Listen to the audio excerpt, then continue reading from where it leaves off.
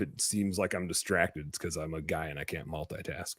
There we go. Now we're live. Let me find us out here. I'll make this thing public so y'all can share it to all your favorite friends and groups and whatever else you got.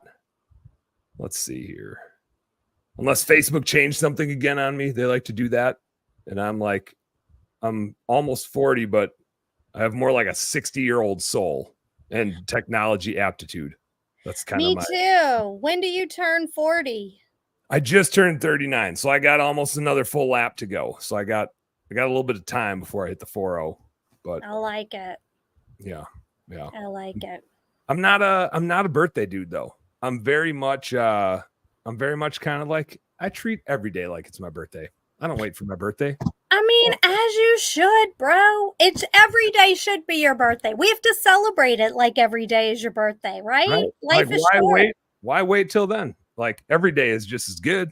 There's always cool stuff to do, especially when you're running small businesses. You got the best life. Don't wait for your birthday to have some fun. No. Do it every day. That's what I say. I agree. What's up, Andrea? How you doing tonight? Welcome to the bar. Look, hey, thanks for having me. Cheers, dude. Cheers. Can we get a cheers? Yeah, you get out your water. I'm going to get out my water. My water's just got a little barley in it, but not much. But that is, like you said, that basically is water, so can't go wrong. My favorite joke about light beer is it's like sex in a canoe. It's fucking near water. There you go. Coors Light. Boom, boom. I need I do have right now, the only sponsor of my show is me, my business, Best Damn Bookkeeping. Hashtag, if you guys need some bookkeeping, let me know. I do have a sponsor coming on though, which I've announced that I have a sponsor coming on, but we got to like figure out all the things and get them on for an episode. That's gonna be super fun. But it's not a beer company. And I'm like the beer dude, like literally in my Best Damn Bookkeeping logo, the B is a beer mug. It's my shtick. I'm from Wisconsin. So it's kind of like, you just can't take the cheesehead or the crappy light beer dude. No. Like I live in Minnesota now, but somebody's like, where are you from, Dan? I'm from Wisconsin. It explains a lot. Your accent's both a little Wisconsin, but it's also Minnesota. So we both got some accents going on here tonight. I'm just the yachty New Orleanian. You definitely got a little southern vibe too. You got the southern vibe. We got the whole north-south spectrum covered. Not so much the east to west. Right. East to west. I'll tell you what, I tend to, here's a strategy of mine. This is like my strategy to offset all the crappy light beer I drink. In the middle of every day, since I run a bookkeeping business and I sit on my butt all the time, I have like an hour and a half blocked off to get a workout in. Nice. And I usually go for a run because I don't like being inside. I prefer to be outside, but I have this business that keeps me inside. Right. So I go jogging, and it's been like pushing 80 here in the middle of the day. I don't know if you understand how hot that is, Andrea. Hello, do you know where I'm from? Oh, yeah. Like 80 degrees Fahrenheit. And I don't know, up here, I think 80 to me is like 115 to you. Yeah, it is. I don't know why. I can handle 80 on any day. I would give anything for it to be 80 here. Yeah, I'm more like I want it 65. 65 is a good temperature where I could be comfortable. True. I think it's 75 in my house right now, and I feel like I'm sweating right now. It might be because I totally overate a big greasy cheeseburger for dinner. And so that might also be why it feels like it's a billion degrees in here. Yeah. It's hot. Light. I've got my fan blowing. I mean, it's 8:25 here, and I'm just like, oh my God. Like, and you know, it's gonna get hotter next month here. So we're used to it. We're totally used to it. So did you grow up down in Louisiana? Yes. You a lifer? Did you ever leave? Or you're like putting some quarantine around that state? Well, I've bounced around Louisiana a little bit, but I've always kind of gone back to New Orleans. But I'm not opposed to seeing what else is out there. My husband and I have kind of been looking at some other opportunities. And but I mean, we'll always have roots here no matter what. Both of our families are here. So especially when you got how many kiddos you got? Well, I have one, and then my husband, he has two. So we're a blended family. So we have 3 total.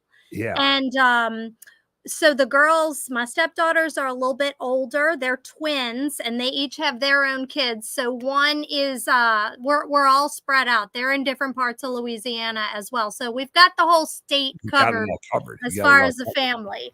I was gonna say, it's nice. Like, we live in Minnesota right now near the Twin Cities, and especially with my wife traveling for work a lot lately, I'm just like so thankful for my in-laws, because I got an 8, 6, and a 2-year-old, and just anybody to watch those kids. I'm the least qualified person. I don't know like why I mean, we have a lot of fun. I'm the fun dad. I have this double-edged sword thing where I'm like the fun person in the family, or at least I like to think so. But I'm also the disciplinarian. So I think I got the spectrums covered, and my wife is just kind of like casually in between and like actually taking care of people when I'm just like either having fun or yelling at somebody. Whoa. You're the disciplinarian? Okay, totally. See, I'm the disciplinarian. I've got 2 kids at home, my husband and my son. Those 2, oh my gosh, what's the word? They like hype each other up, and I'm like, oh yeah, they're their own worst enemy. Yeah, they just get each other going.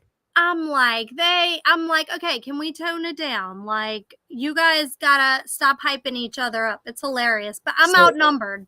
Yeah, here's the thing that doesn't make any sense in my household, which is I'm the one that hypes my kids up, and then I'm like, you guys need to settle down and get your asses to bed. And then I also realize the conundrum there, but I have to play both roles. I'm like good cop and bad cop at the same time. It's part of being a parent. I'm like the dude in the Lego movie that like spins around, good cop, bad cop, whatever that character is. I'm that guy. Totally. Let's do this, Andrea. We got to get to know you a little bit. I invited you on the show because I was like randomly scrolling through Facebook one evening, and I was like, oh, like you commented on a thing. I was thinking about commenting on the thing, and I was like, I don't know that I even have a comment to say, because Andrea just like nailed this comment, and there's nothing left for me to poke the bear with here. And so then I stalked you, and I was like, this girl's got some small business chops. I like to think I don't have any small business chops. I'd like to talk to people that have small business chops, because I've got a small business and we do work for a lot of small businesses. And I was like, we got to get this gal on the show, have a beer or two, and see what's going on in the world. So can you give us take us back in time? Take us back to when Andrea got her small business chops, and you are the SmallBizWhiz. So give us some wizardry. What got you into the space? Yeah. So, I think a good starting point would be back in 2005. I was a senior in college, and so living in New Orleans, we had this Category 5 storm, Hurricane Katrina. Okay, I was alive for that one. That one was not. You remember that one, don't you? All the coverage here. So anyway, it kind of rocked our world. A lot of businesses obviously closed. The area that I lived in, the small area that I lived in, was actually right above sea level. So we did not have damage. Now, we didn't have electricity and all this kind of stuff, but we didn't have damage. So where I was living started to become more populated. And that was the area where I had grown up in. So how the small business happened was one of my childhood frozen yogurt stores where I grew up going with my grandmother, or after school, or for my birthday. It's got all the nostalgia. It's got all the nostalgia built in. Yes, it had all the nostalgia. So the older gentleman that ran it for 18 years was like, you know what? I can't do this anymore. Like, I've got to take care of my wife. We've got to get our house, repaired.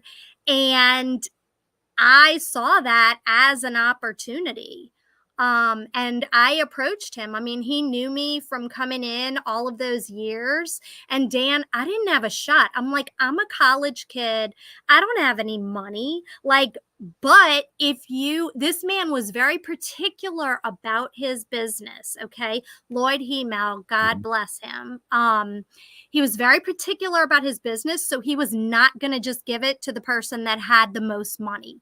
And so Lloyd actually thank God for you, because that's the seller that you needed to find, and you were the buyer he needed to find. It was a blessing. I'm telling you, Dan, they had people going in that business because it was so established. established. And they're like, we can offer you this, we can offer you that.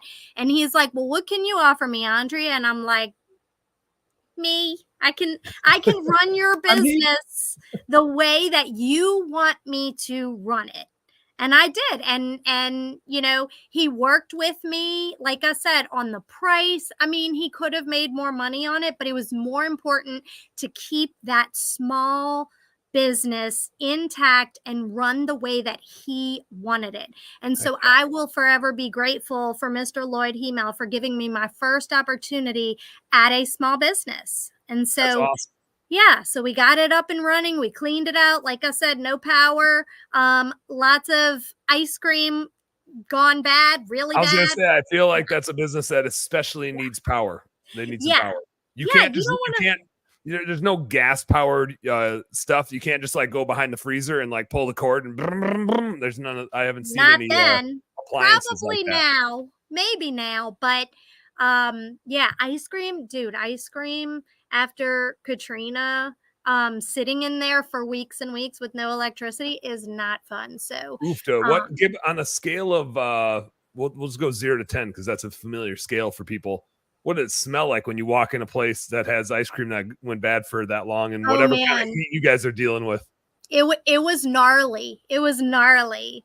But if you talk to people in New Orleans and you're like, hey, do you remember that smell of the refrigerators after Katrina? Everyone around here knows that smell. They're like, oh yeah, I remember. Wow. Know that smell. Yeah. What was the coolest color of mold that you saw growing? Oh my God. Like I picture some like bright oranges or something. It was gnarly. It was green. It was yellow. It was white. It was black. It was disgusting. I picture mold that's like moving, like it has its own little amoeba thing going on. It like opened its own like neighborhood in there. There was like a community of mold. Like when you would open the door, it's like, oh, hey, we took over your space and now we're living here. It was like mold. Yeah. Sure. Gross. Gross. My boy Rob Henderson says gnarly mold. Denise checking in. What's up, Denise? Thanks for dropping a note. For everybody, as we get into the nerdy finance stuff here, drop your questions, your personal finance questions, your business finance questions. You got two finance nerds sitting here, so if there's something you're stewing on personally or business wise financially, like drop some questions in. Let's have some fun. All right, so you're dealing with the gnarliest of gnarly mold. How, like, is it just to throw everything away, or how the hell do you even sanitize all that? You just start bleaching stuff? Bleach, vinegar. And you know, that's the thing about Louisiana. We're not afraid to like get dirty and handle our business and do what we need to do to like make stuff happen. We rebuilt our city. The people, you know, of Chalmette who had 8 feet of water and all that kind of stuff, they didn't rely on anybody but themselves. They put their rubber boots on and got their bleach and got their little masks and went to work and had very long days. But you know, I can't say, Dan, that we're not experienced when it comes to that. We're built for it. We know how to do it. This isn't our first rodeo. So you get up, you pull your bootstraps up and you go. Just go handle it. Yeah. I think that is a skill set too for small business owners in general, or at least 99% of them, which is we'll bitch for a little bit, but then we just get back to work. Like, we'll take our 10 minutes to complain here and there, but then we just go handle the things we can handle because the world's going to do stuff and all we can do is handle our business with the circumstances we got. And we're pretty good about moving forward, getting after it, doing what we got. Well, not only that, it's like you got one fire, you need to put it out because guess what? The next fire is coming sooner or later. You're not going to be without a fire. It's just the way it is. So it's like, got to handle it, create a solution, move on to the next fire, right? How long did it take you to clean all that stuff up and get back from like the day you walk in to the day you can reopen and start operating? What's that timeline like? I would give it Well, for me, when I acquired the store, I would say about maybe a month, maybe about a month. I mean, we cleaned out, thank goodness, all of the machines were stainless steel. And, we had a group of people helping. This was a group effort. I had my Yeah. friends from school come in and helping, like, paint the place on their time off. I mean, it was, there was bad, but something good always comes out of something Yeah. bad. It's So. funny, like bad stuff happens and it tends to bring good people together. Just Oh, seems it like that's totally always the does. case. Heck yeah. It totally does, Dan. So what this is just me being me. I'm curious, what were the top 3 flavors where you're like, okay, if we're gonna fire this up, we gotta, like, this is the number 1 that people are wanting. This is the number 2. We gotta prioritize getting these things back on the shelves. What's the priority of flavors at a yogurt shop where you're like, this is it, this is the top seller, we need this thing running right now? Yeah, so I would say chocolate and vanilla definitely. Staples. People, yeah, staples. People wanted the specialty flavors, so we would have like pistachio, we would have red velvet. People would call. They would be calling the They want to store know. saying, "When are you getting this? When are you getting this? What Yeah. flavor? I want you to call me." I ended up like writing down people's names, phone numbers, like what flavor they You like. got a spreadsheet of special order, folks. No joke. I sure did. I sure did. And then they'd be like, "Well, can you mix me my own batch if I buy it in bulk?" So I'd be in there at like 10 o'clock at night making the bulk batches. But Yeah. I mean, look, I did it because people wanted to return to You're normalcy. delivering hope. And You're making hope yes, happen. no, that's really what I did. Like when they saw my face in there and not Mr. Lloyd's, they're like, "Okay, who are you?" And then we got to know each other. And then they became like dependent, and I became dependent on my customers. They were Yeah. like my therapists, my friends. We always knew what was going on in each other's lives. And that's what small business is about. It's serving your community, it's serving your neighbors and your local schools. I mean, I would love when the school kids came in after school. I loved my grandmother and all her little old lady friends would come Oh in yeah. on Saturday nights.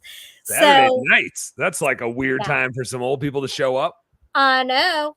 Leave it to them. It was always like, okay, dinner, church, first church, Mm-hmm. right? That's an old person thing, is church on Saturday afternoons at like 4:30. Yeah, Yep. church, then dinner, then my frozen yogurt shop. It was like boom, boom, boom. So Yeah. it was, The only we, the only difference yeah, between that and my grandparents in Wisconsin is they would not go to the yogurt shop. They just went to the bar. That was just where they ended up. But I think that it was the hey, same thing. It was the same type of cadence, just the bar instead of the yogurt shop. But yeah. Central Wisconsin, what else are you gonna do? I don't know. Well, look, I mean, we had a bar in the back of the shop. Not only that, people would be like, okay, mix me up a smoothie that would go good with rum or go well with I this or that. suppose. I'm like, Yeah. I got you, boo. Let's Yeah. do this.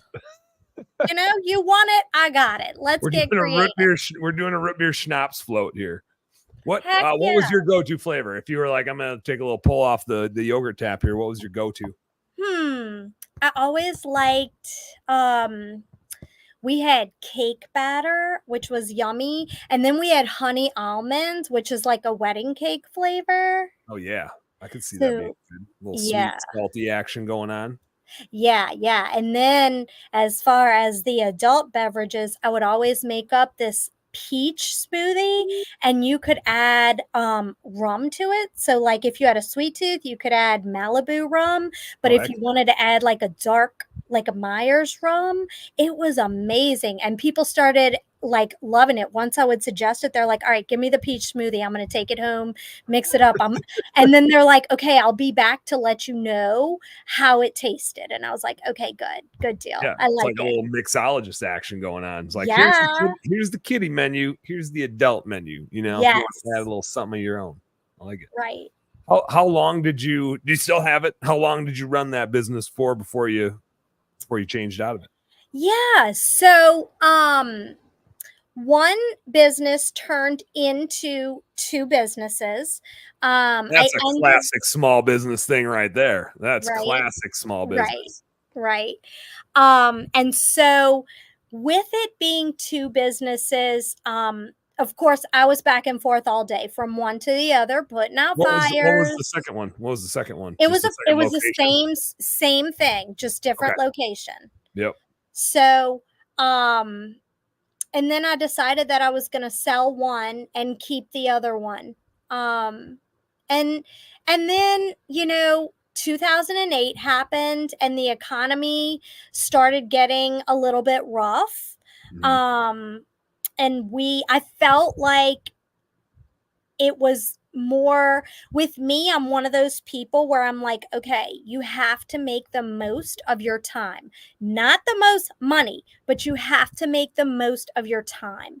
And when business got slow in the new location, I felt like my time was not being as productive there. And Especially when so, you're jumping back and forth and you feel like you put yeah, out a fire, you turn around and solve another fire, and then you look back and like, crap, that fire started back up again. right, exactly. And with two locations, it's like, okay, I can only be one place at once. I've tried to be two places at once, doesn't work. Doesn't work. No, Um, doesn't work. and Dan, this is like a whole nother subject. Nobody is ever going to run your baby, your small business, the way that you would. So it's like I have to trust another person in the other business when I'm in this business. And it's like, I don't know. I just didn't, I felt like I wanted to just make my focus on one. And so I was like, let me put all of my energy into this new location and get it to flourish and get it to grow because we're in a new neighborhood. This one wasn't established. And that's what we did. We did a lot of work with community. We had you know, dog contests. We got a lot of the pet community there, which, in turn brought a lot of the media and the newspaper writers. So we started to kind of get attention and grow business that way. But things still, again, being a small business owner in 2008, when the economy went, um, it became a little bit harder. So I started to wrap things up in the world of small business and ended up going into um, working actually into the gaming industry because I was like, okay, things have been slow for me. I need to get back out there, making my time productive. And so I was very productive in the gaming industry. So I ended up selling the first location again to somebody that I needed to trust. Yeah. To run it the way that it was going to be run. And then I had actually closed the second location to go to work in gaming. And again, I kind of blame it a little bit on the 2008 economy. People had trouble when you think about it.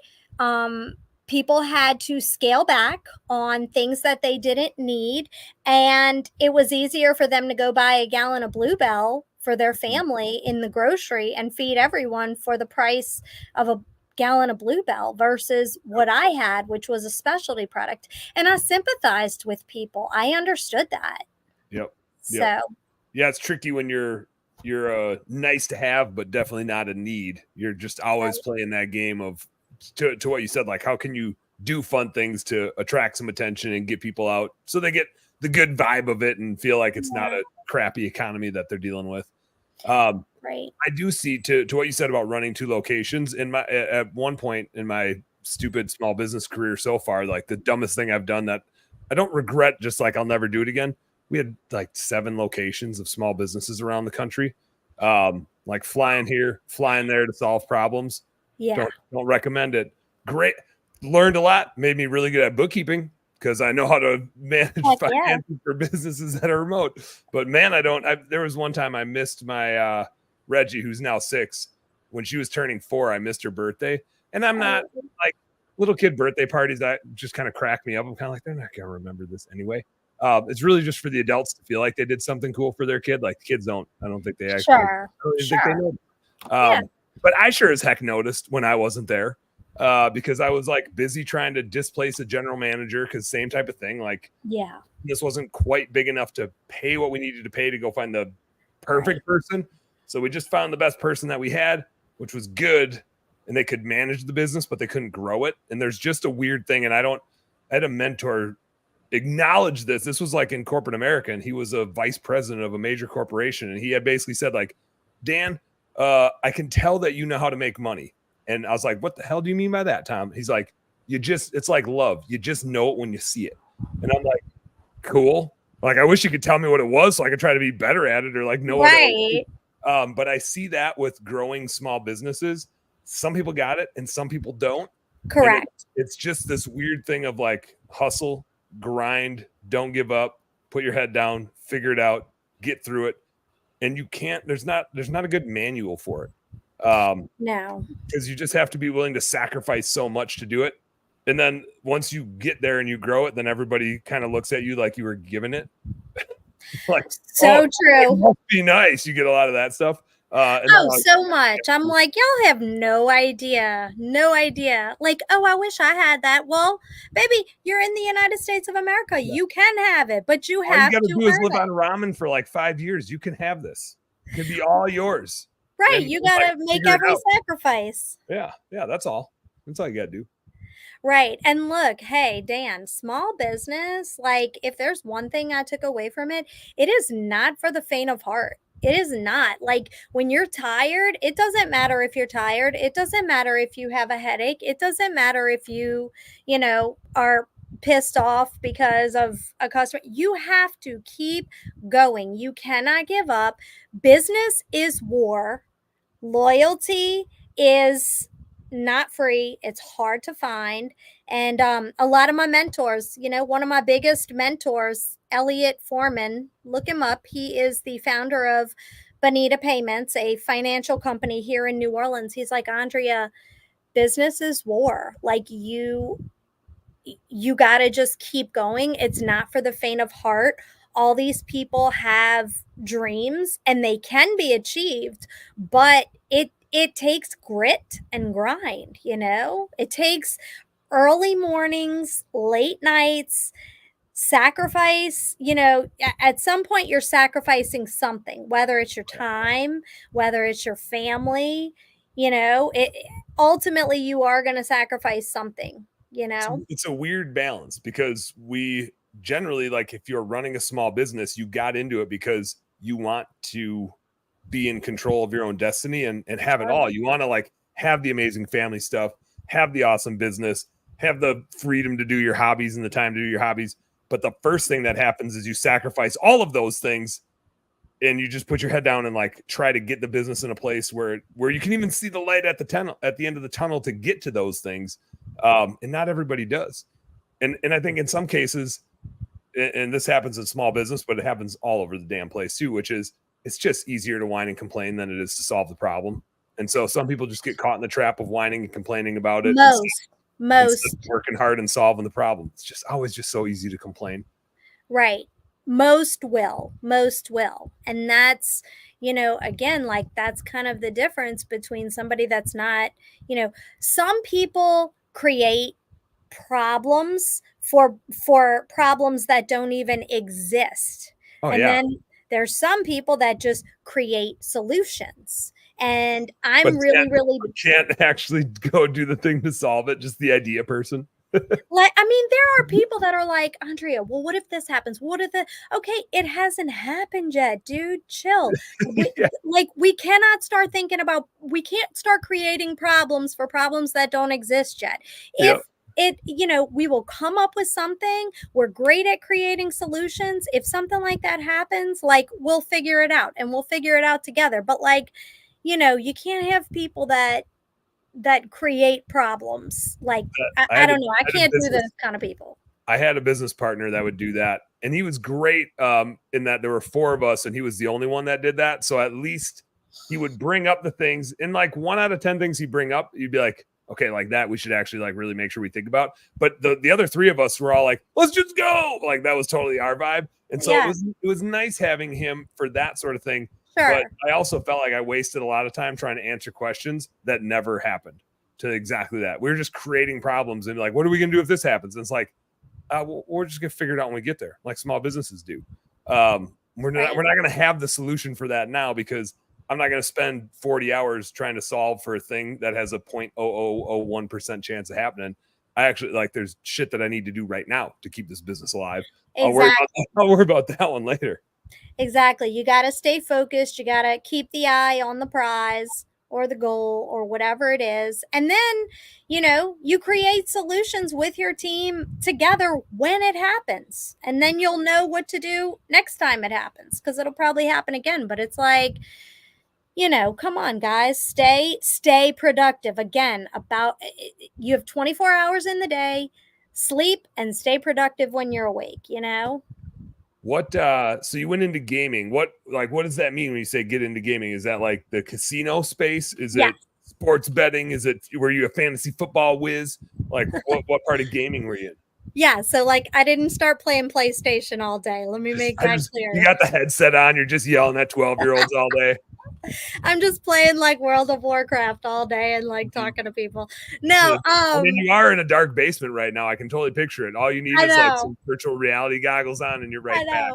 Well, actually, what is it? Those are the PlayStation controllers. I'm in my media room. I'm not gonna lie. So, yeah. But I could not even tell you how to use that. Again, you wouldn't even be able to turn it on. I could not tell you how to turn that on. I'm in here because it's quiet and dark and soundproof. And I'm like, sometimes I just come up here by myself because I can't hear anything else. It could be storming outside right now. I would not know because I'm up here in my quiet space. But anyway, yeah. So got into the gaming industry, casinos, and I utilized my degree is in marketing.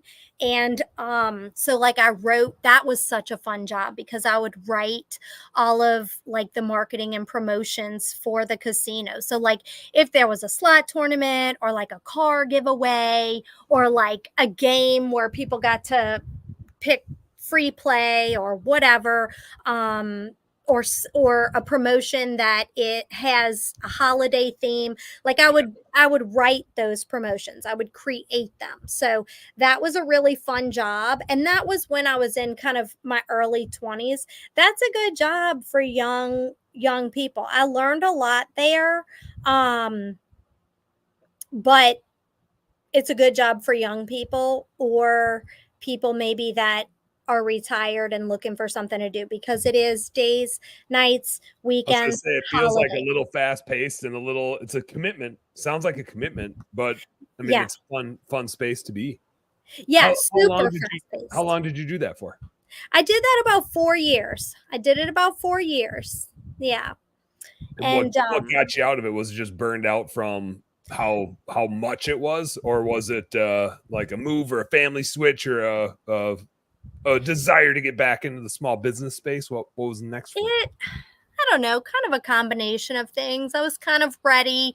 My time was not mine, and again, I'm crazy with time. Like I wanted a little bit more control of me. I was kind of approaching my upper 20s, and I'm like, okay, I'm kind of getting ready to settle down. I'm never going to meet anybody if I'm in this casino all day, every day, writing. Or you're going to meet somebody, but it's probably not the right person. They're not going to be my age range, honey. They're all retirees and everything else. Fun fact, after I ended up meeting my husband, his dad worked at the casino with me. So I was like, oh yeah, I remember you from the casino. It was like me and like all retired people and like one other young girl. But what was because old people always call younger people something, either like darling or honey or maybe something else. What did they call you? Like I assume there was a thing that they called you. If everybody else was older than you, did they have a go-to? Sugar, cupcake. Sugar.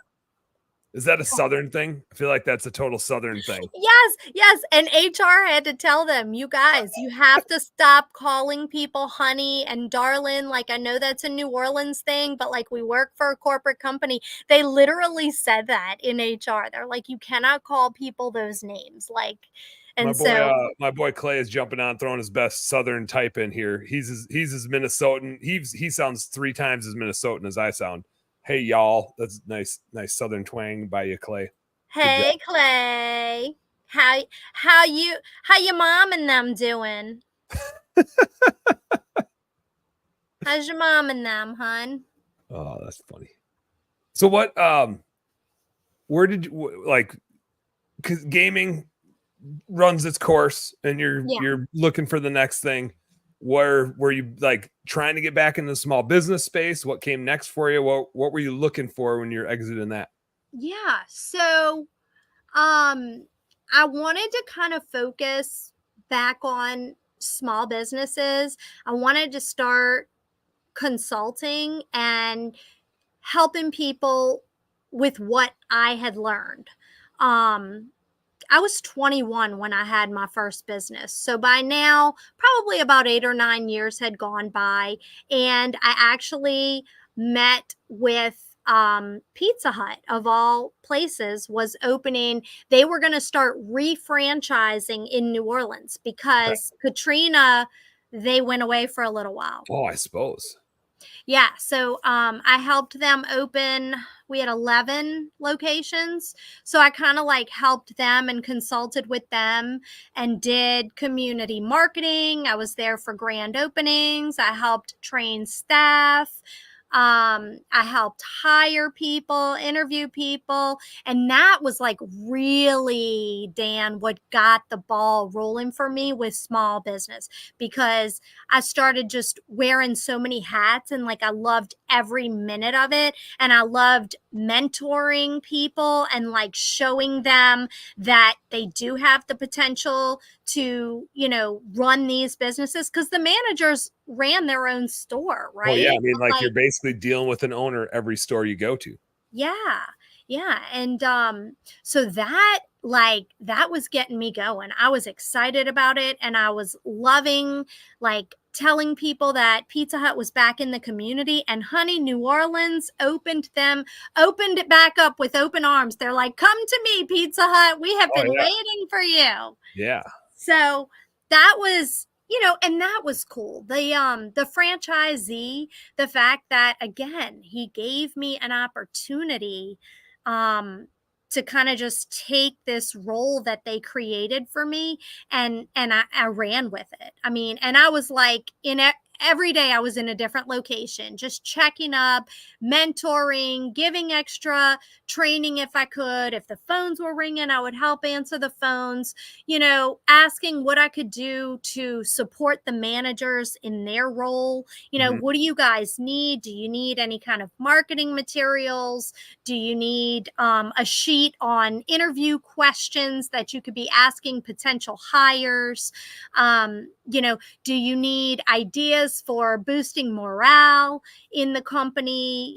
So I would work with those managers of each store. And that to me was super rewarding. So it was a national company, but it was on such a local level because it was a Yeah, franchised feels business. different. Yep, feels different when you're working with a franchise owner. They do Yeah. all the things that an owner would do. They have all the same behaviors, and the same grit that a small business owner has.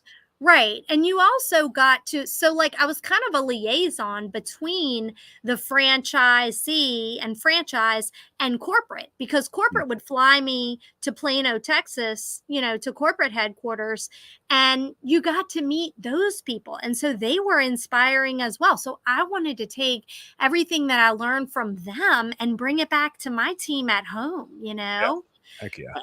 Yeah. So I stayed with Pizza Hut about 6 years. Learned a lot, absorbed everything I could like a sponge. And then the real magic happened, Dan. Um, I ended up going to work for a Chick-fil-A local franchise owner, and that changed my life for small I've business. heard a good thing or two about Chick-fil-A. Heard a good thing Yeah. or two about the business of Chick-fil-A. I mean, everybody loves the chicken sandwich. Don't get me Yeah. wrong, but I've heard equal, if not better, things about the operation of Chick-fil-A. Oh my gosh. Chick-fil-A should be called, it's more of like a mentor program than it is, a chicken sandwich restaurant. It is, I Yeah, mean, that was when I became even more excited about small business and how you really could build people and you could give them confidence to be successful. And then you have those people running your business. I mean, it was amazing. I have to give Chris, my operator that I worked for, Chris, right here in Kenner, Louisiana. He was a wonderful operator. And again, Chris gave me an opportunity. I mean, that's the thing. These people saw opportunities in me that I didn't even always see in myself. But they were like, no, you have the drive, you have the grit, you can do this. And again, sent me to corporate.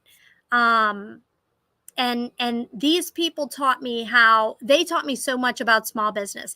It's not just about the almighty dollar. You would think that that's what Chick-fil-A knows a thing or two, is the almighty dollar. But the reason I think why they're making the money that they're making is because they have employees that are there, that want to be there.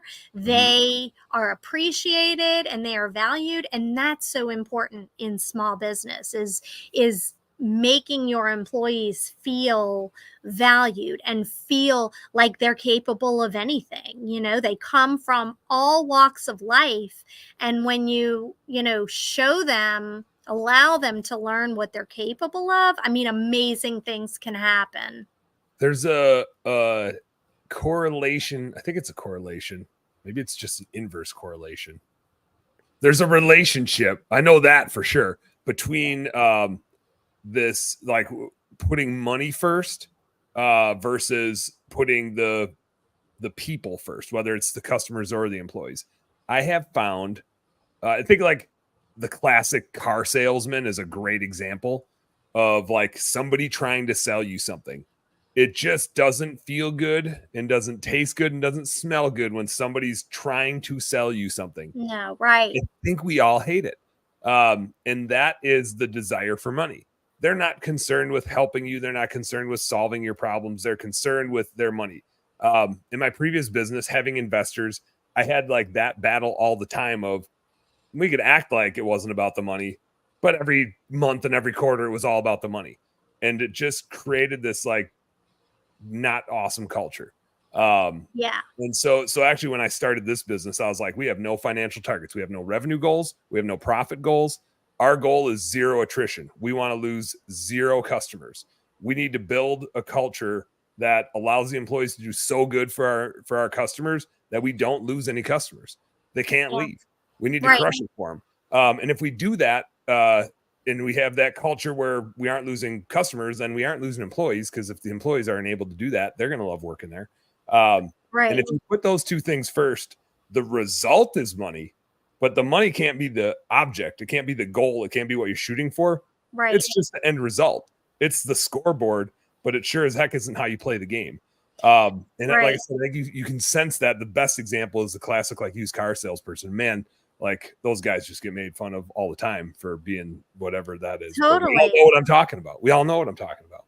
Totally. And look, I've been in the room with multimillionaires. I'm not nearly anything close to that, but I've been around those people, and they will tell you, like, I don't worry about the money. I worry about serving people and creating a solution for them and being honest with them, and, having high standards and being a good person. I am telling you, like, with the businesses that I'm in right now, I rely 100% on referrals.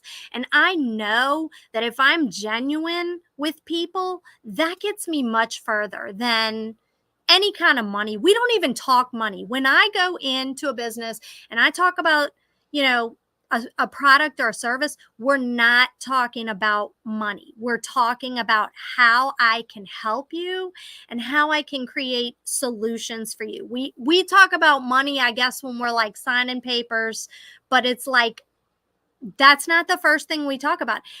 And, I've also learned from working with these mentors, if that's all that somebody wants to talk about is, hey, I don't want to talk to you, I want to just talk about money. I don't always need those customers in my life. No, I don't. There's never a customer that I've worked for very long or enjoyed it at all when the first thing is, well, what does it cost? Right. It's like, if that's the first question you have, then I am not the right vendor for you. The price is going to be super freaking fair. Right. That's what it's going to cost. Right. But the right answer is it depends. And the wrong question is, what does it cost? Because you don't even know what the hell what I'm gonna do for you yet. You don't even know why I'm here half the time. You don't Yeah. even know all that I can do to help you. You Yeah, know, let's we have start to there. talk about how I can help you, improve your life, improve your business, but like we don't need to talk about dollars. I am in the nickel and dime business. I'm not in the dollar business because I want to be fair, you know. I'm Yeah. not trying to buy a vacation home, I'm just trying to put food on the table. And that is an analogy that I use with people very often. I'm like, look, we're in the nickel and dime business. We're not going to mess you over. I know a lot of people do get messed over by salespeople. They can be dirty. That's why I call them out. I call those dirty salespeople out. And B, I just try to be really transparent with people. That's what you saw on social media. You saw me being transparent on my platform. You saw me just being me. And this is the same person that anybody that I meet is going to get. Here it is. Take it or leave it, you know? When I do a bookkeeping demo for people, I like spend an hour with them. So the first half is usually me asking them questions. And as you may have noticed already in talking to me, well, I go off on tangents a lot. And Me so like, too. we might start talking about like I'm a bookkeeper. We might start talking about their marketing. I own part of a recruiting company, so we might start talking about their Oh, recruiting and how they do interviews. I forgot to totally. make that announcement earlier. I'll make it at the end of the show because I have a recruiting webinar that I was supposed to tell you guys about. Next Tuesday, by the way, a week from today, Sean Day, Hire Lead Chill. We're talking recruiting. I'm gonna be presenting on how I do group interviews, crush group interviews. I got it figured out, kind of. We all know that that's not true. Like you can always get work, but I got some ideas for group interviews that you're all gonna love. But when I talk pricing for bookkeeping, I love to make half jokes that are super true, but when I say it, it just comes across like I'm joking because I'm such a Yahoo. I price them based on their level of activity. So I like to say I'm not the government. I'm not going to ask you for more money when you make more money. I think that's a pretty crappy vendor to work for. That says like, hey, looks like you're getting bigger. I think you owe me a bigger cut. So I always tell people I don't penalize them for growing their business. My whole point in doing the bookkeeping is the way we do it has to help them grow their business. If we're just an investment, if we can't help them grow their business and be more profitable, they ought to fire us. And therefore, I only penalize them when they give me more work to do. I never penalize them for growing their business, but I do penalize them for giving me more work to do. But we just charge them in like the fairest way possible with the most transparency possible. Cause I don't want to get rich, screwing people over. Exactly. I don't even care if I get rich, but if I do get rich, it better be because we helped so many freaking people that the end result was money. The goal wasn't the money. It just happened. The goal was to help as many people as possible. And if we do a really good job, the money will come. That's what it's all about. There was a few weeks ago, this lady, I had approached her in her business and we became fast friends, like fast friends. She was like, she saw me, she messaged me on Facebook. She's like, hey, come to my shop. I want to meet you, whatever. Come stop by, see my place, whatever. So I'm like, oh, okay, a new friend. And so we got to talking about, how I could help her. And like any small business owner, she had reservations because she didn't want to get messed over. I called my own competitor with her. I took the time with her and called my own competitor. And I said, okay, listen, like we're going to talk together on speakerphone to these people because I know the right questions to ask. Okay. And she's like, okay. So we get him on the phone and we had called and I mean, once she saw like I'm willing to sit there with you and call my competitor and see who can give you like a better deal. And not only that, I told her, I'm like, these are the questions you're going to want to ask. And I just helped her and I ended up getting her trust and getting her business, and we're fast friends and she knows that I'm looking out for her. The company and the work that I do right now, it's not a highly regulated industry. I am in credit card processing. So I do that for a small I'm business. gonna have like 8 questions for you because I think I've asked every credit card processor person I know, and they all tell me the same thing, but I can't remember like the 20 different layers of the credit card Oh, processing space. It's Dan. crazy. It's crazy, Dude, Andrea. it's a different language, Dan, and they do it like that Yeah, on and I'm a purpose. bookkeeper. I'm a finance dude, and it's like, what? It's I like it's know. crazy. Dude, they do it on purpose. They want these small businesses to like be confused and make them think they're getting a good deal. That's why I'm talking every day on my social media trying to help these small businesses. Like, no, these are the questions you need to ask. This is how you read a credit card statement. This is how much you're really paying. This is where they're hiding the fees. Like, I Oh, just there's get so on many my fees. platform and educate people because it can be a totally different language. I didn't know what the hell they were talking about when I started doing this. And that's why I got interested in it, because I didn't know a lot about it. Yeah, you But just this, start asking some questions, and you're like, well, that doesn't make sense. Let me ask another question. Well, that really doesn't make sense. Let me ask another question. You just go down yeah. the rabbit hole. You just But get into that rabbit. once I caught on and I started calling these competitors and I was on to something, and these business owners are sitting with me like, oh, wait a minute. I've helped a lot of business owners, and I'm not doing business with all of these people. I have just helped them on a personal level. Like, I'll get a couple of people that'll message me and say, they'll show me their statement and they're like, okay, Andrea, what's this fee for? What's this fee for? They're telling me that I'm only paying 3%, but yet this amount has been drafted from my account and everything. And I go through it with them because you know Yeah. what? I know that I'm helping them. And I know one day when they know someone that's going to open a small business or whatever, they're going to be like, go to Andrea. She will help you. Yeah. So yeah, it can be confusing. That's why I just blab all day about it, how to help these small businesses. I mean, we got to help them out because I found, Dan, and you might agree or disagree. Let's find out. Well, It's the let's segment of the find out. show of does Dan agree or disagree? I find that small businesses, or I personally felt like I was a little bit of a target in my very first small business. It was like, okay, Totally. young and inexperienced, how can we get all of the money? How can we get all of the money out of this girl? Yep. Or, whatever. And so I have to look out for these people. Small businesses, like small business owners, we are the last ones to get paid. You got to pay all your overhead and any of your employees. You have to pay everything, and you get the crumbs that's left at the end of the day. And so it's I'm like, the lowest paid employee in my business right now. That's same, still same. there, hanging out there. I might be able to like write off a business lunch. That's the extent of my paycheck. But it's Booyah. like, but it's like, so we got to help these people. They really are the last to get paid. They are they work the longest days.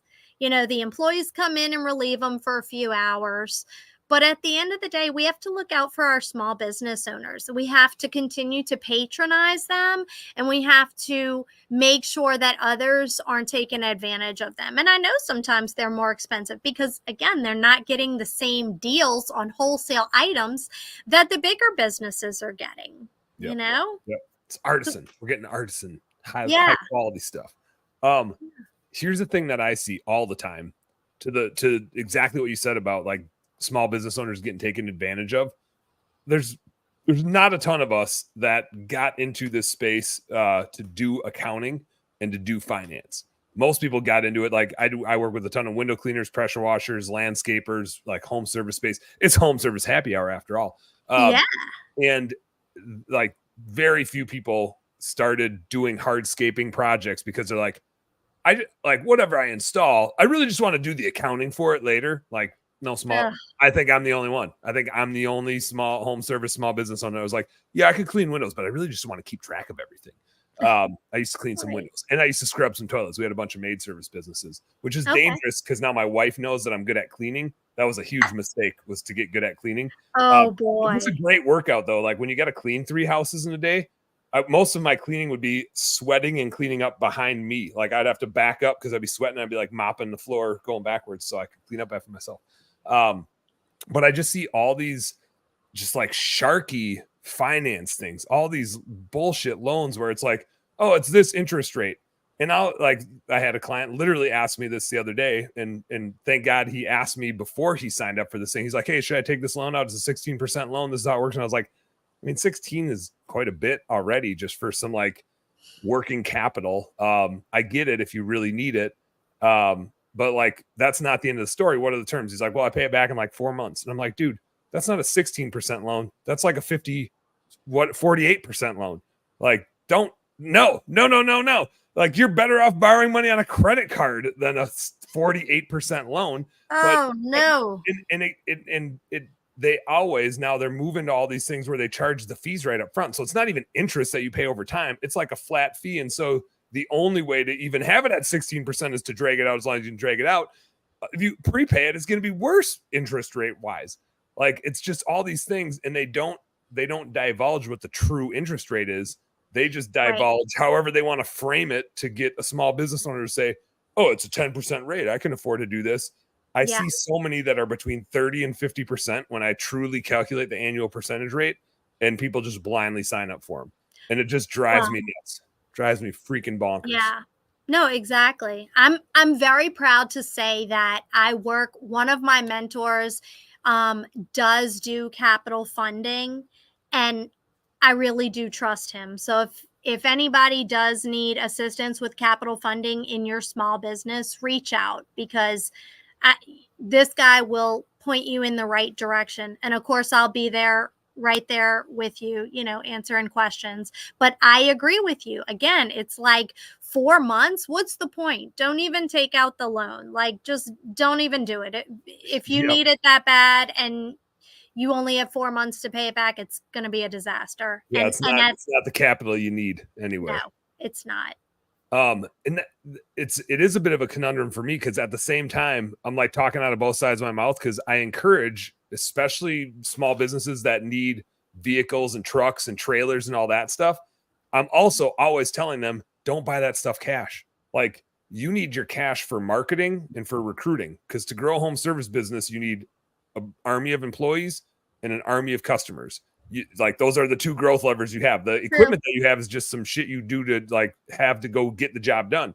But without employees and without customers, you don't have a business.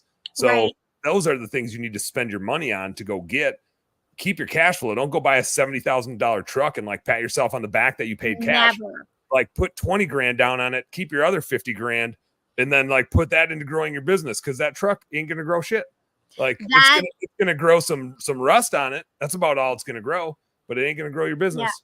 Yeah. Number one tip in small business: do not tie up all of your cash. Don't tie up most of your cash. Tie up, if anything, a very, very tiny percent of your cash, because you, exactly like you're saying, I couldn't agree more. You are going to need that cash to operate your business. So yeah, definitely don't lock up your cash.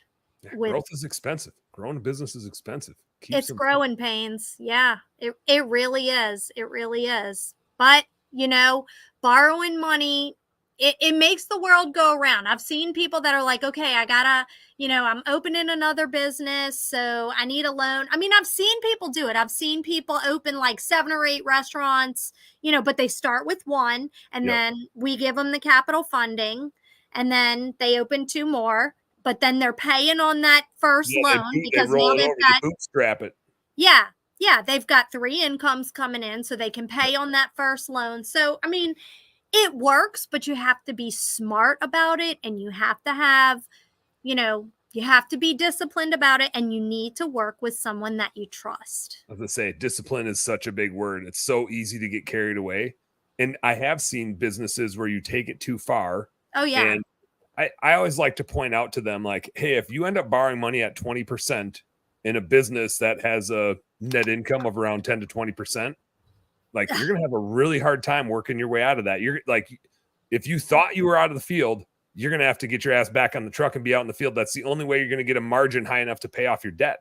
Otherwise, there's not enough money to pay off your debt. Like, you're borrowing money at a higher interest rate, at a rate of return higher than the rate of return you earn in your business. There's not a place you can invest that in your business to get a 20% rate of return right now. So how are you going to pay that back? And it's just simple math, but it's easy to get caught up. And then all of a sudden you need to borrow money to pay back the money you borrowed. And that's a slippery slope. Not one I want to follow myself on. And it happens more often than we think. It happens every day. You know, you have to, you really have to be so disciplined. You know, you really do. It's not, it's fun, but it's like, you have to be super duper careful. Let's do this, Andrea. We gotta, I want to get to some of the things you see in your space of like things that work and things that don't work.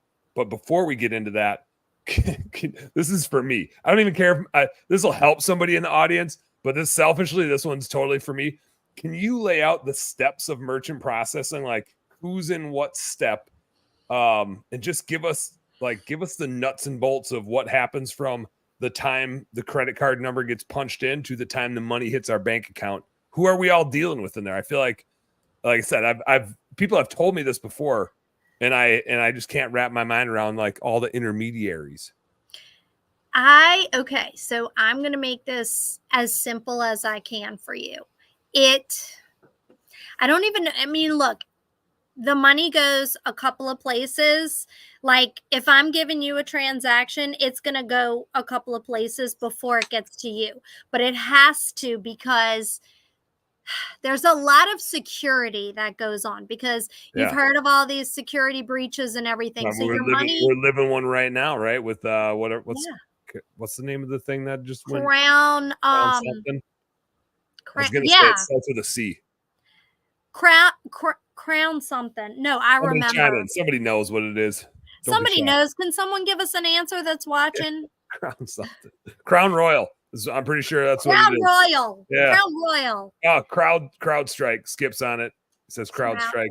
We were close with Crown. We were only one letter of the first segment of the word off. Yeah. I like Crown. I'm kind of mad with Crowd Strike, is it? Yeah, Crowd Strike. Thanks, Skip. Skip's on it. But yeah, I mean, so the biggest thing that you have to, why we have to take so many steps and why it sometimes takes a little bit longer for the money to go from the consumer to the business is because we have to make sure that there's no money laundering. So we have to watch the small business owners too, because you could be committing, wire fraud or something like that. So there's eyes on you. There's eyes on the consumer. We have to make sure the money is being used the way it's supposed to. If there's a large sum of money, so yeah, it's supposed like how much you can move at a time type of equation. Yeah. So like when I'm working with a small business, I have to ask them, what is your average ticket? And then like, give me a guess. And then what is your highest ticket? Because let's say, we've had a couple of bars in the New Orleans area that have hosted a football team that comes in town or whatever. And so they need to let us know, Andrea, I'm going to have, a $90,000. Our average ticket's $100. Tonight we had a $90,000 ticket. Right. But it happens. And so if we cannot let the security companies know, it's a big red flag. You are not getting your money the next day. We need to know why your average $100 ticket is now, we need to know why you're getting a $90,000 lump sum. And so they will freeze everything. So a lot of times, like I have to calm the business owners down and be like, hey, look, we're protecting your money. Yeah. Like we got to see what's going on. And they'll be like, well, we had this party. I'm like, I know, but I told you that you have to tell me if you're going to have, a big party like that. But I mean, it's mostly a lot of steps. There's a lot of hackers out there, Dan, and our job is to protect the money of the customer that's using the credit card. Mm-hmm. And our job is to also protect the small business and make sure that they get the money and make sure that it's just a clean transaction. I mean, that's kind of, without getting into too many crazy details and a different language that nobody's going to understand, that's the bottom line of it. That's the role. I've worked with one merchant processing guy for a while, and I think he runs his stuff through authorized.net, but he's not authorized.net. That's just like the portal that I use to run credit cards, which I think which would be the same as like Stripe or Square or any of those. I think that's like the portal end of things. But then isn't there's something like after that that's a clearinghouse or something like that, which is actually like there's a portal, and that's just the digital technology. And then somebody's actually back behind the scenes, like moving the money. And so there's different fees taken out at like different places. Correct. Okay. I'm on Authorized. Yeah, you're onto something. You know what's up. Authorized.net is kind of a channel that helps the money get moved from the consumer to the business. However, authorized.net isn't the bank, right? Yeah. So we got to depend on the bank. Yeah, so we're dealing with banks, we're dealing with security companies, we're dealing with different channels. We're dealing with different areas of traffic. So in this space, are you using something like authorized.net, or are you competing with authorized.net with your own technology, or where are you in this funnel of people touching the money to get into my bank account? Yeah, so here's the craziest answer. That's probably a terrible question because it's probably not nearly that easy, but that's how naive I am. I'm just like, where are you in here? This is everybody. Again, this is a difficult thing to navigate. So I can work with authorized.net to get transactions through. However, authorized.net is also a bit of a competitor because they can do what I do, but I can do what they do working with them, but I can also do it cheaper. Sorry, authorized.net. I can beat your prices, but I can also work with them. Like if somebody's like, look, I really like the way that authorized.net, I had a person that liked authorized.net, and because you could send out invoices, you just boop, boop, boop, boop, boop, type it up, send it out, they pay on it, whatever. He's like, I like it, but I want you to have a hand in this and do the processing, like the actual. I don't know. I don't have anybody that I can call at authorized.net and that can like explain to me what the hell's going on. I need a human that knows this thing. So when something's not working right, or when I screw something up, they can tell me what I screwed up. Bingo. You need a name and a face. And so I think that's why this person reached out to me. They're like, and again, like I had that person with authorized.net. I was like, yes, I can still work with them on some of this, but I don't know. So the answer is yes, I can work with them, but they're also a competitor. Yeah, but that's they'll backward integrate into competing with you just to own more of the piece of the pie, if you will. But again, that's the beauty, kind of tying this back into small business. That's the beauty of being in small business. You can get creative and create these kind of solutions if you're willing to kind of put in the legwork and figure out if you can make it work. And so, Square and Toast and this and that, they can't do that, but I can do it. I'm a one-woman show over here. Yeah. So I can make it work, but like all those national companies, they couldn't work with, authorized.net. They cannot tailor fit things that I can tailor fit.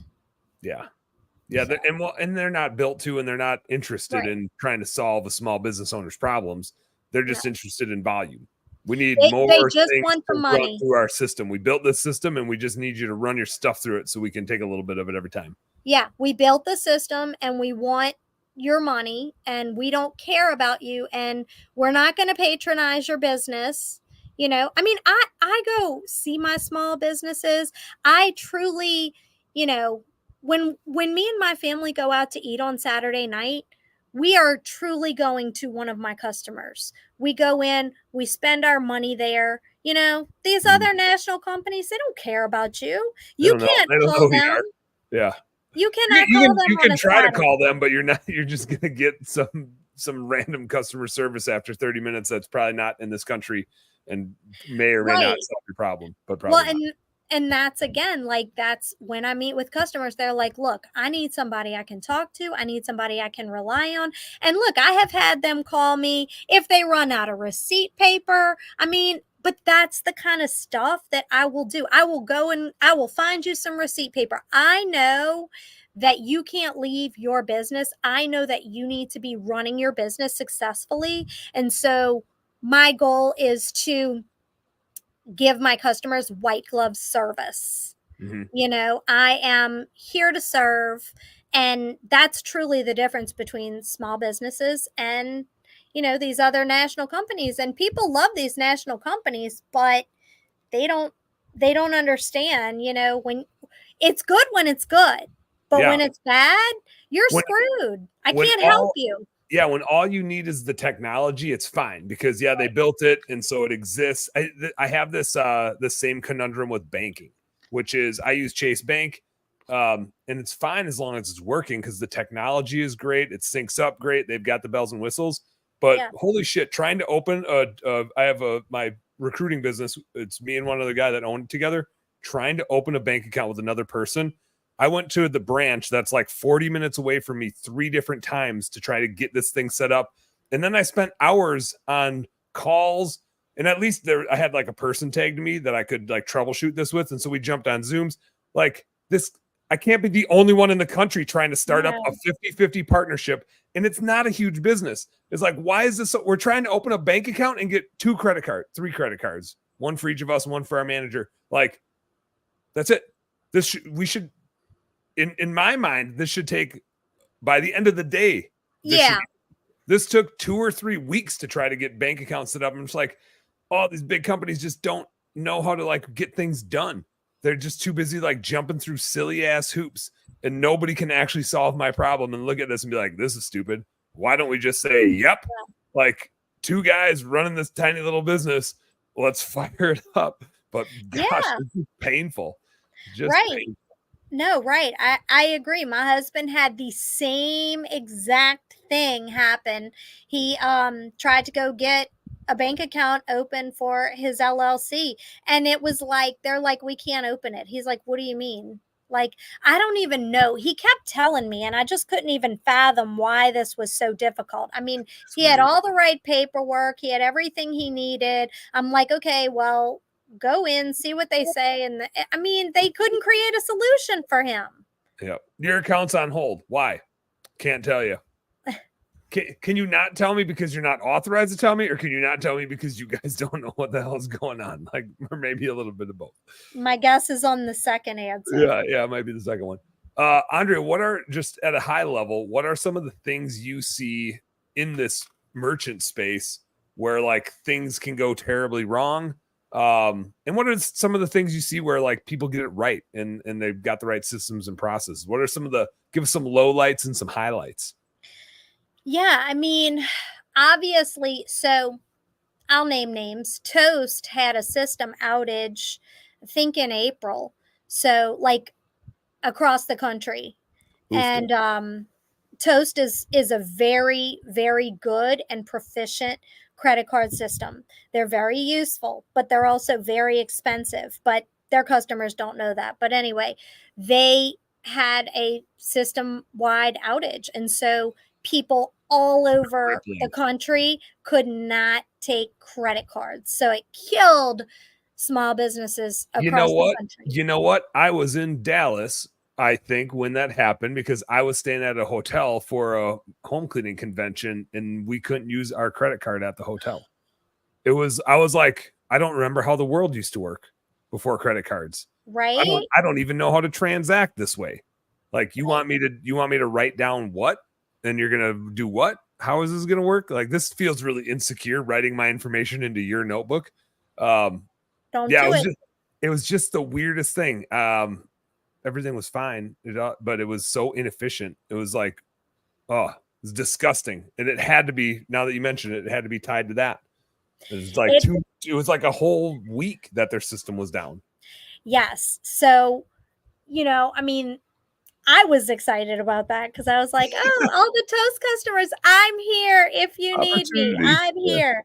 But you know, obviously technology is both our best friend and our worst enemy. I mean, this whole crowd strike thing we're seeing, it's We're so affecting. dependent on it. We're so Yeah. crazy dependent Yeah, on it. we're seeing, there was a merchant conference in where is it? It's in Chicago right now.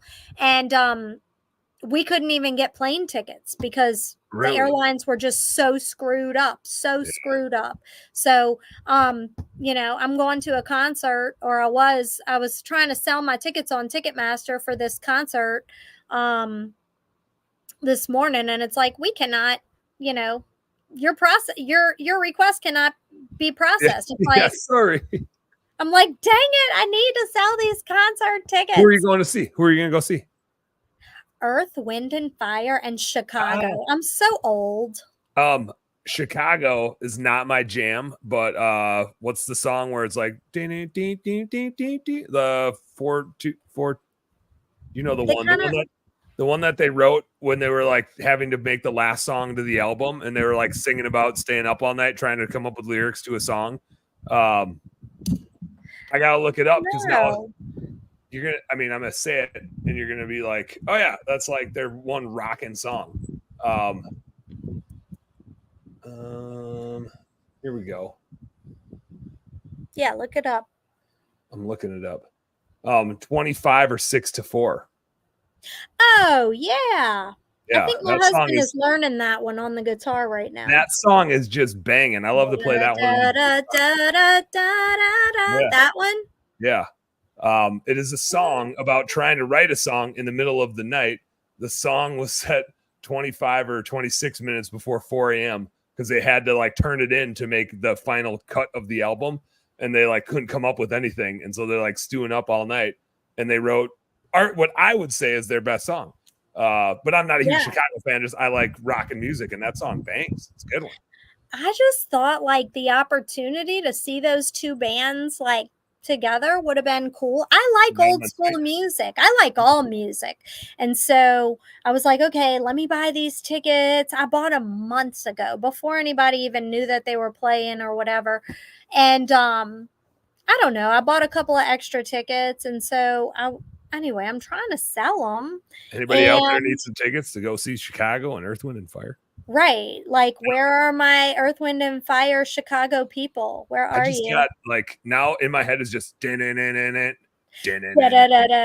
like that's all I can hear. I love that song. Then the horns jump in. I mean, could you imagine hearing that live? I'm getting excited just thinking about it. But now you might not sell them. Now you're just gonna have to hitchhike there. Right. So you're just gonna have to hitchhike. That's the ultimate old school way to get to one of those concerts. That'd be authentic Earth, Wind and Fire. That'd just be like super authentic for you to hitchhike. I mean, I could. How far away is it? It's in Nashville.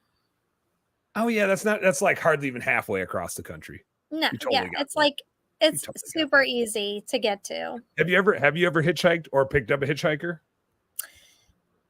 You're gonna laugh. Yes. Which one? I did. Okay, so I did not. Okay, disclaimer. I did not pick up a hitchhiker. My grandmother, I don't know, maybe in about 1989. Okay. She picked up.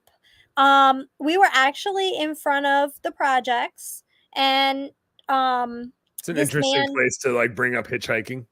Leave it to my grandmother to pick up somebody. We were just, cruising, not, kind of on the outskirts of a rough area in town. Mm-hmm. And she saw somebody that needed a ride. And so she just pulled over and was like, do you need a ride? And he was like, yes, I do. And so we brought him where he needed to go.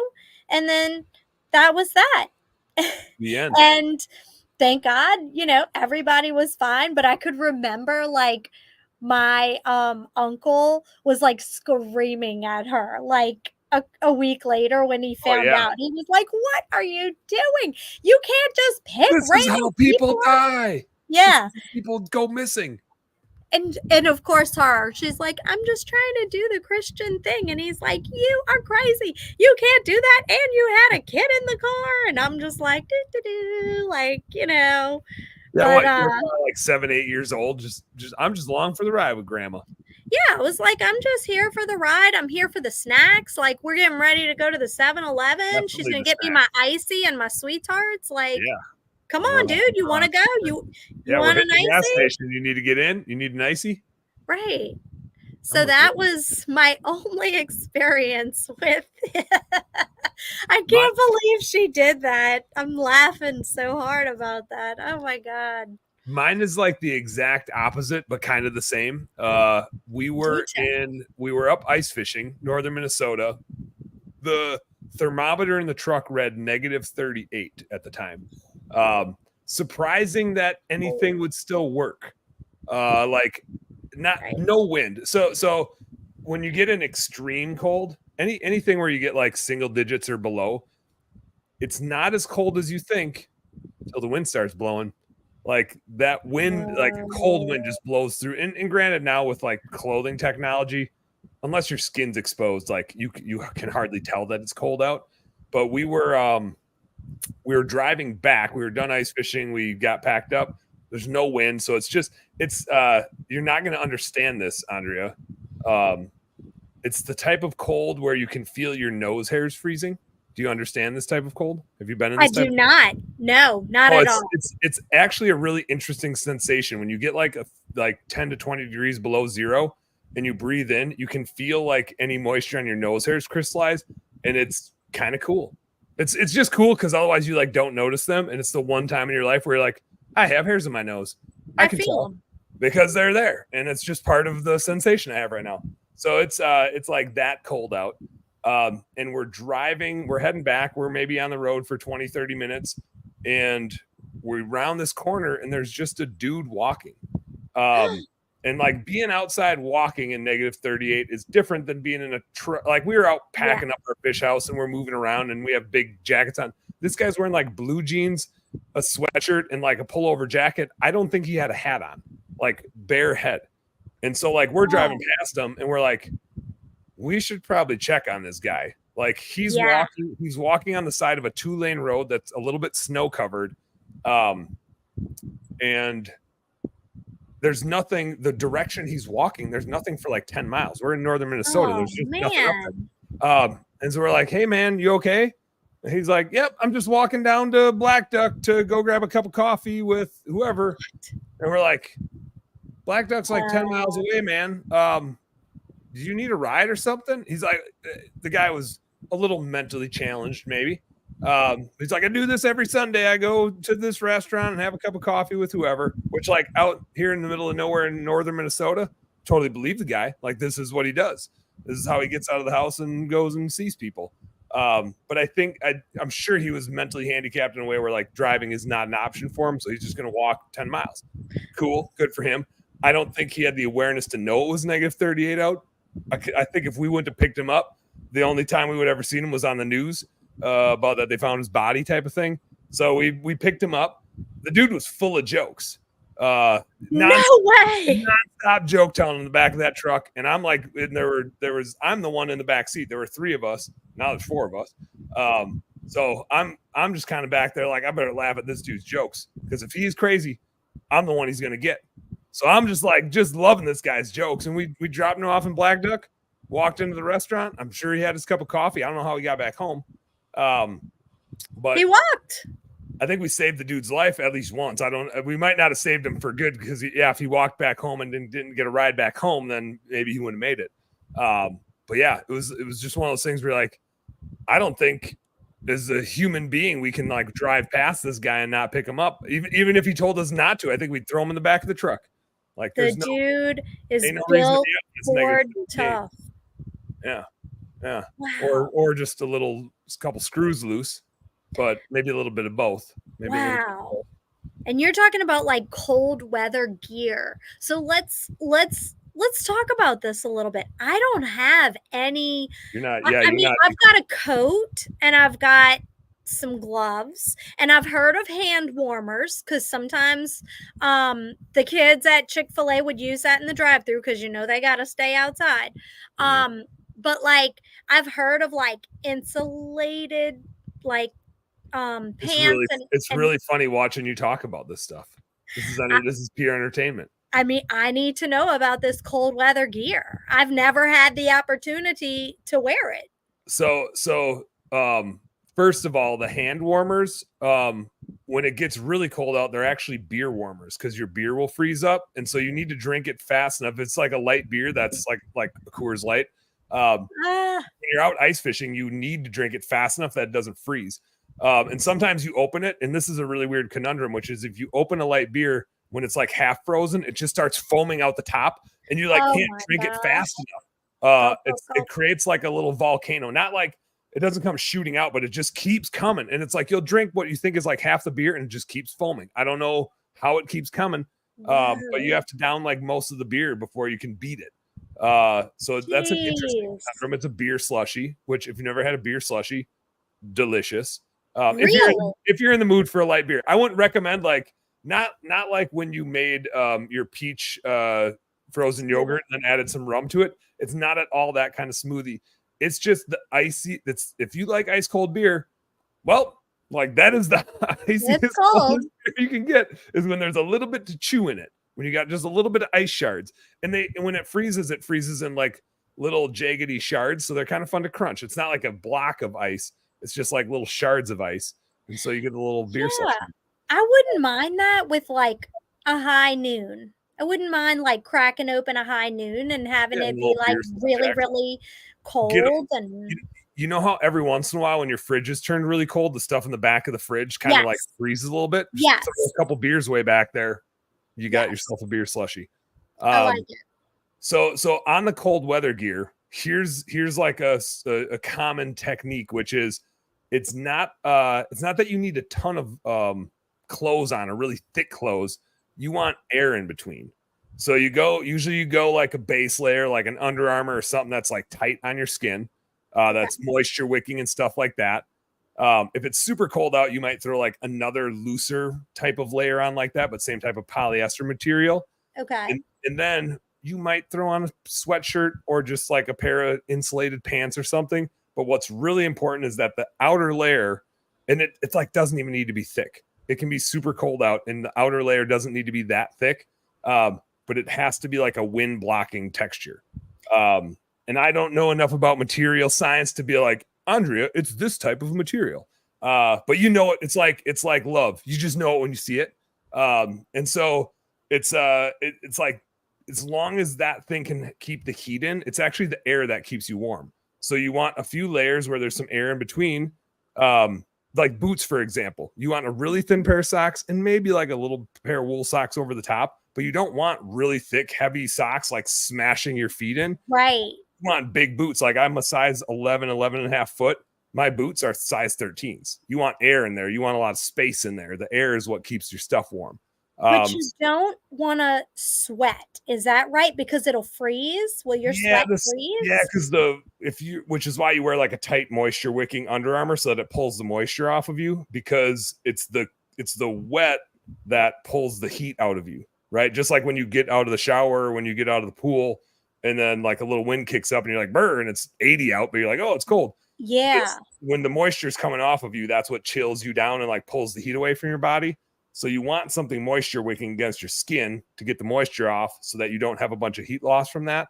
You still don't want to sweat a whole bunch. So to that point, you don't want to be like way overdressed because then you sweat like crazy and then you're going to get cold. Even like I deer hunt a lot. And when I'm walking into the woods, even if it's like 0 out, I'm like barely wearing a t-shirt because when you're walking, you're just getting hot. And I basically dress at the bottom of my tree. Just to like conserve the temperature, if you will. So it's all about having the right spacing, the right layers. Like you don't have to wear as much as you think, especially if you're moving around. Then like you heat up really fast. Okay, this kind of sounds familiar. My husband lived in Korea for a while. He was in the military. And so they slept in sleeping bags. They didn't really have anywhere to live or whatever. And he said that, like, yeah, they had to wear like really thin layers of clothes because at nighttime it would get so cold, but you didn't want your sweat to freeze. I don't know if I'm Yeah, it's like telling this story when you're, right, but especially when you're in a sleeping bag and you have no air movement, you yes. like your body heat is keeping it hot in there. Yes. But unless it's windy, and that's where I say like 38 degrees and or negative 38 and not windy really isn't bad. It's when it's windy that it pulls all the heat away and displaces any heat with cold air. Ugh, that So when sounds it's terrible. when it's windy, it's hard to stay warm. Like now they have so much clothing technology that like breaks the wind that you hardly feel it. You definitely feel it on your face. Like when it's windy out and it's that cold and you're like packing up the fish house when you're out ice fishing, it's like you can only see this much of everybody and everybody's got their back to the wind. That's the only strategy. And you just got like gloves on so you can still do whatever. But yeah, it's the darn wind and the darn moisture that gets you. So as long I'm as not built for that. I'm here's not built for that. here's my only argument, and I don't think there's any counter argument, so you don't even need to bother trying, which is this. You can dress for whatever level of cold. Like the technology exists to dress for whatever level of cold, but you can only take so many layers of clothes off until you get thrown in jail. Mic There you drop. go. Yeah, I don't know. Mic That's drop. my only argument for cold weather versus warm weather. Mic drop. You're right. Can't argue that. No. Although depending on which country you're in, sometimes being nude is fine. So I guess just go to one of those places if that's the direction you want to go, so that you don't have to get thrown in jail. Yeah, maybe go to one of those places. Air it out. Air it out. It's probably not as cold over there though. Well, that's why you would go take your clothes off over there. You wouldn't. Right. I'm not saying like go up to Canada and do this. I'm saying like wherever Bahamas or Skip lives down in Arizona. He said no snow shovels allowed. No snow shovels. I don't know. I feel like there's a lot of dirt down by you, Skip. A snow shovel would be good. You can get more dirt on it than just a regular old spade, more so capacity. Funny. So Andrea, here's we wrapped this baby up because I told you this was going to happen. Like at 20 minutes, you're going to be like, what are we going to keep talking about? And then all of a sudden you're like an hour and a half in and you're like, what? When did that happen? I know. Here's my, actually, let's do this. Before I ask you a closing question, how does somebody get a hold of you if they need help with their merchant processing or just business consulting in general that they could run stuff by you? How the heck does somebody find you? How do they get a hold of you? Yeah. So I would say, find me on, let's say Instagram and TikTok. I'm SmallBizWhiz on TikTok, or you can find me Andrea Song on Facebook. I would say those are your top two places to find me. SmallBizWhiz on TikTok, and find me Andrea Song on Facebook. If you type in SmallBizWhiz, you are gonna find me because I am the SmallBizWhiz. There you go. You mentioned that you are dropping a lot of content. Where do you put most of your content? Is it out on TikTok? Is it out on Instagram? Is it kind of spread across everywhere? Where do you usually drop your nuggets? Most of the time I'm on Facebook.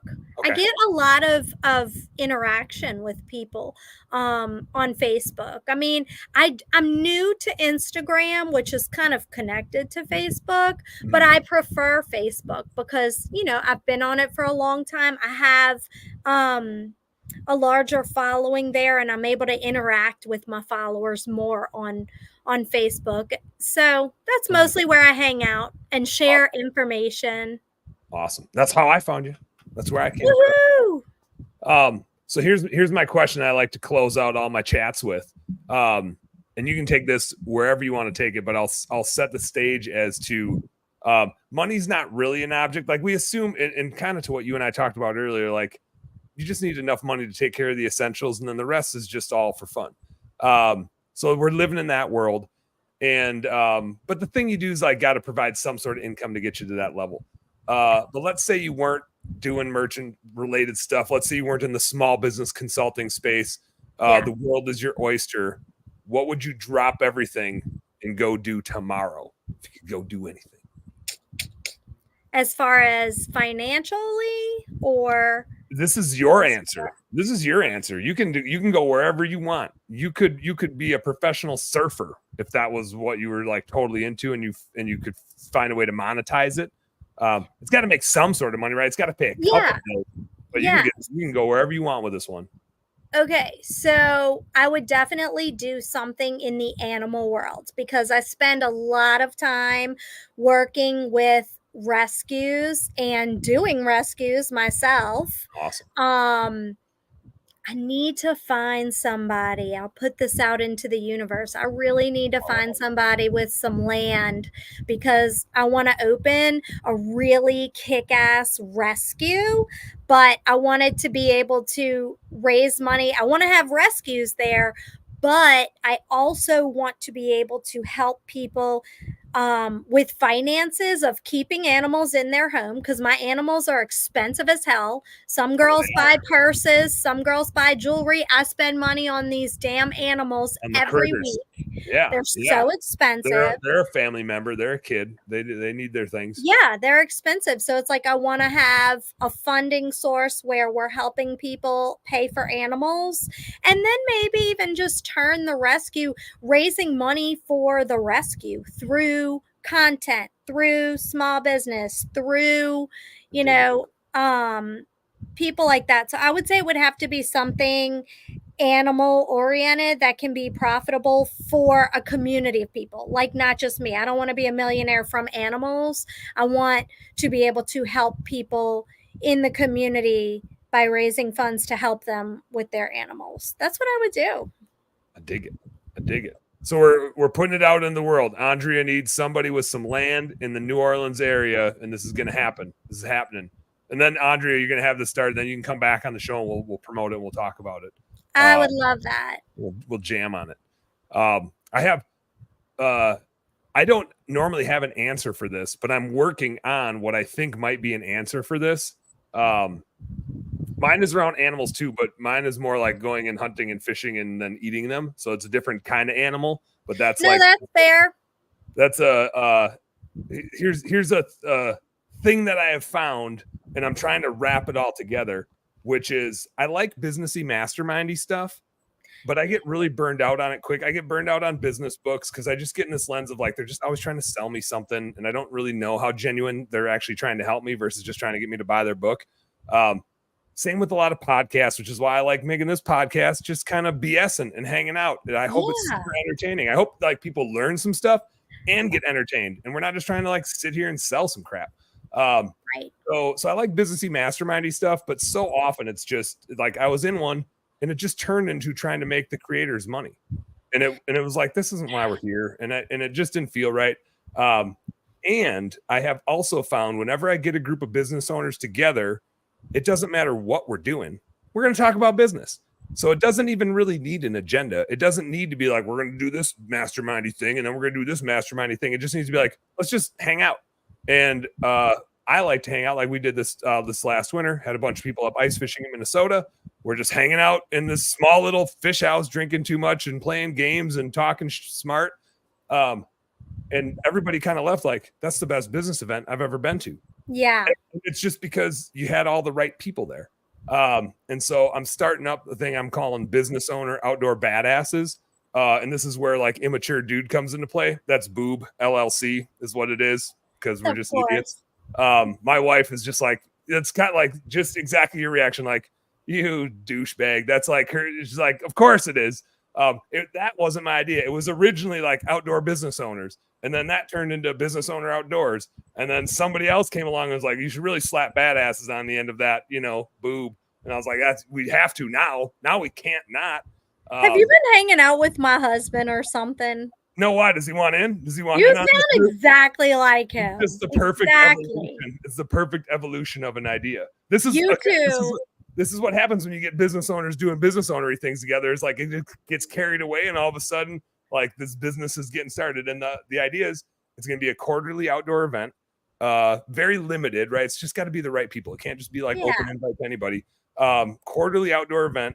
We'll do an ice fishing one. We'll do a duck hunting one down by you guys. We'll do I'm actually going in a couple weeks fishing in Mexico with a couple buddies. Nice. And so like once a quarter, a group of 5 to 10 business owners getting together, no agenda besides, of course, we're going to talk about business. We're hanging out with a bunch of business owners. It's all we know how to talk about. We don't even know how to be friends with anybody that doesn't own a business because all we want to do is talk about business stuff. And like, we'll talk about kids for a little bit, but eventually we're talking about like, are you going to have your kids work in your business? And so like, it always comes back to our businesses anyway. So that, I think that is my answer to my question of like, I think that's what I'm going to do is just start this business owner mastermind up just to do outdoorsy events with business owners. I really like that idea. And you know what? I find that these business relationships really do happen organically. They really do. I haven't met any of my business like relationships. I haven't met them in these lead groups or whatever breakfast group. I haven't met them through that. I've met them in the grocery store when I'm in line behind them and we're talking about whatever's going on this OK magazine, or I've met them through Facebook where they're like, hey, come see my place, or hey, come eat at my restaurant. You like Italian food? Because people see me posting about Italian food all the time. They're like, this one lady that owns a small restaurant in New Orleans this week sent me a message. She's like, hey girl, come eat in my restaurant. I see you always sharing stuff about Italian stuff. I mean, that is how relationships are made organically, not by me going in here trying to sell you something. People do business with who they like at the end of the day. Yep. So I love your idea though. I think that sounds great. We're going to do it. We're going to make it happen. And when you get some land access, come on, folks, come on, my New Orleans people. Let's find some land to get some rescues going. Come on, guys. Yeah, we got to do that. And look, some of the best fishing is in Southeast Louisiana. I mean, like arguably the best. The best. Yes. Yeah. I guess we're going to have to do a boob event down there. Come on. We got to get out there. Bring the boob event. And you guys have a cool area where it's like you can be inland fishing, you can be duck hunting, and you can go out deep sea fishing. You could probably do that all in one day.